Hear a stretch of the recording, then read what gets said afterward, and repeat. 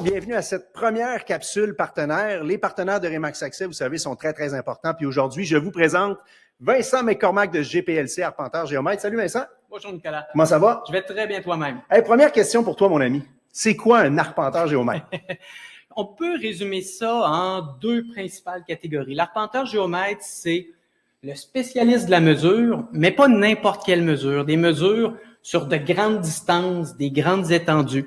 Donc, on va intégrer des notions et des paramètres qu'on n'a pas sur des courtes distances, comme par exemple la courbure de la Terre. Donc, on a des connaissances qui proviennent évidemment de notre formation, qui nous permettent de mesurer des éléments sur de grandes distances, des grandes étendues. Puis évidemment, qui dit grande distance, grandes étendues, sous-entend souvent droit de propriété. Parce que les terrains, c'est rarement 6 pieds par 8 pieds. Hein, on s'entend, c'est souvent des dimensions qui sont de plus grande envergure. Et donc, le deuxième élément qui, à mon avis, explique bien qu'est-ce qu'un arpenteur géomètre, c'est que l'arpenteur géomètre a un champ de pratique qui lui est exclusif. Un peu comme les médecins sont les seuls à pouvoir diagnostiquer, un peu comme les juristes sont les seuls à pouvoir émettre un avis juridique, l'arpenteur géomètre est le seul professionnel qui a le droit, en vertu de l'article 34 de la loi sur les arpenteurs géomètres, qui a le droit de se prononcer sur des limites de propriété. Et donc, dans un certificat de localisation, on va se prononcer par rapport aux distances sur les limites de propriété. L'arpenteur géomètre est impliqué. Si on veut délimiter une propriété par la pose de repères ou de bornes, l'arpenteur géomètre va être impliqué. Si on veut définir des assiettes de servitude qui, évidemment, se trouvent quelque part sur un terrain, donc on rentre en ligne de compte la notion encore de limite de propriété, on rentre dans le travail exclusif, l'article 34 de l'arpenteur géomètre, à l'intérieur duquel on est les seuls à avoir la légitimité juridique de se prononcer sur ces éléments-là. Donc, si on rassemble tout ça, c'est quoi? C'est un spécialiste de la mesure sur des grandes distances qui a un champ de compétences exclusif sur ce qui concerne les limites de propriété. Puis dis-moi, une question qui n'était pas prévue comme ça. Tu es en pénurie de main-d'œuvre actuellement. C'est quoi la formation? Quelqu'un qui ça tente de devenir arpenteur, c'est quoi la formation pour être arpenteur géomètre? L'arpenteur géomètre, les cours préalables à l'université sont des cours des sciences de la nature. Suite à ça, c'est un baccalauréat de 4 ans, suite auquel on doit passer des examens pour accéder à la profession. Avant, c'était 3 examens, maintenant c'est 2. Donc, un examen sur nos connaissances plus mathématiques, plus techniques, et un autre examen sur nos connaissances juridiques. On doit ensuite avoir un stage supervisé sur une période d'1 an. Et lorsqu'on a réussi là, ces préalables-là, donc la réussite du baccalauréat, la réussite des examens donnant accès à la profession et le stage professionnel supervisé, suite à ça, on peut aller chercher son titre comme arpenteur géomètre. Ben, tenez-vous là pour dit. Si vous rêvez d'un nouvel emploi, Vincent à la recherche d'arpenteur géomètre aussi, vous pouvez réorganiser votre vie, votre carrière. Eh bien, GPLC prendra probablement votre CV en ce temps de pénurie de main-d'œuvre. Si je peux me permettre. Ben oui, vas-y. À l'intérieur d'un bureau d'arpenteur géomètre, évidemment, on engage des arpenteurs géomètres. Par contre, il y a aussi des aides qui nous permettent d'avancer dans nos différents dossiers. On a besoin de techniciens, on a besoin de dessinateurs, on a besoin de gens au niveau du secrétariat.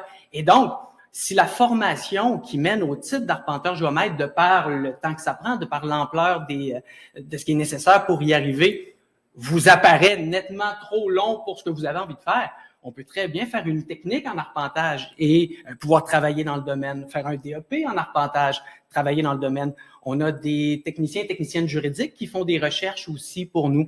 Donc, pour travailler dans un bureau d'arpenteur géomètre, si on a de l'intérêt pour les éléments qui concernent l'arpentage, il n'y a pas uniquement la formation qui mène au titre d'arpenteur géomètre qui permet de se rendre à ce merveilleux domaine qu'est l'arpentage. Eh ben, c'est bon à savoir. Donc, effectivement, si vous êtes en réorientation de carrière, ben, vous pourrez regarder les différentes options que Vincent vient de nous parler. Mais là, j'ai une autre question pour toi, mon ami. C'est quoi un certificat de localisation? Puis à quoi ça sert, ça? La bonne question. Le certificat de localisation, c'est un outil de gestion de risque. Dans une transaction immobilière, il y a principalement 2 parties qui prennent un risque, donc qui engagent de l'argent puis qui veulent être sûrs de ne pas avoir de problème par rapport au montant investi. Là, tu me parles-tu d'un vendeur et d'un acheteur, peut-être? Il va avoir, exactement. Évidemment, l'acheteur qui va engager son capital pour procéder à la transaction, le créancier hypothécaire aussi. Oui. Ces 2 personnes-là veulent s'assurer qu'il n'y aura pas de problème avec les lois et règlements qui pourrait faire en sorte qu'il paye plus cher que ce que ça vaut. L'exemple le plus facile à comprendre, c'est qu'une propriété qui aurait fait l'objet d'un agrandissement et que cet agrandissement-là aurait été érigé, pas de permis de construction, il serait non conforme à la réglementation et il a coûté 50 000. Si la maison se transige 350 000, mais qu'elle a un risque à 50 000 qui plane au-dessus de sa tête, est-ce que sa valeur marchande réelle, c'est vraiment 350 000 ou davantage autour de 300? Donc, c'est un outil de gestion de risque au même titre que quand un inspecteur en bâtiment vient inspecter une propriété. Il va évaluer la santé physique de l'immeuble. Donc, est-ce que la toiture est en bonne condition, les fondations, les fenêtres, l'ensemble des éléments qui constituent la propriété, qui constituent la maison, est-ce qu'ils ont des particularités qui pourraient faire en sorte que la maison vaudrait moins cher que le prix payé au niveau de sa santé physique? Le travail de l'arpenteur géomètre au niveau du certificat de localisation, c'est sensiblement la même chose. C'est-à-dire, on fait un examen, non pas de la santé physique de l'immeuble, mais de sa santé juridique. Tout ça dans le but de gérer le risque et de réconforter, de rassurer l'acheteur et le créancier hypothécaire, tout simplement. Est-ce que ça veut dire qu'un vendeur, question là, simple pour les gens qui nous regardent, est-ce qu'un vendeur peut vendre une propriété sans certificat de localisation?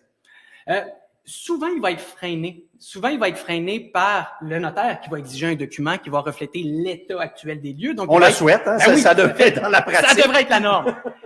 Donc, il va avoir un document qui va refléter l'état actuel des lieux. Donc, il va être physiquement à jour. Si on a rajouté des aménagements, des équipements, une remise, une clôture, s'assurer que ces éléments-là, ben qu'on soit au courant si, oui ou non, il y a des empiètements par rapport à ce qui a été rajouté.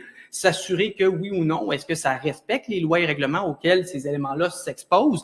Donc, le notaire va être une première barrière. Advenant le cas que l'acheteur a accepté de ne pas avoir un nouveau document, ne l'a pas exigé du vendeur, advenant le cas que le vendeur ne l'a pas fait préparer, très souvent rendu chez le notaire, ça va faire partie des exigences de ce dernier pour procéder à la transaction. Et la couche supplémentaire, le créancier.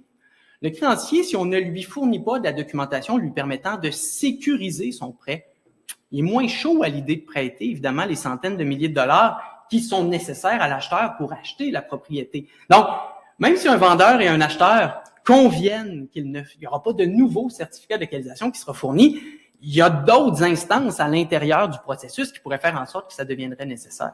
Avant d'aller à la dernière question, cas de figure comme ça, je veux vendre ma maison, je ne sais pas par où commencer. Est-ce que je vais le faire seul? Est-ce que je vais le faire avec un courtier Remax Accès? Est-ce que je vais devoir dépenser tout de suite un certificat de localisation?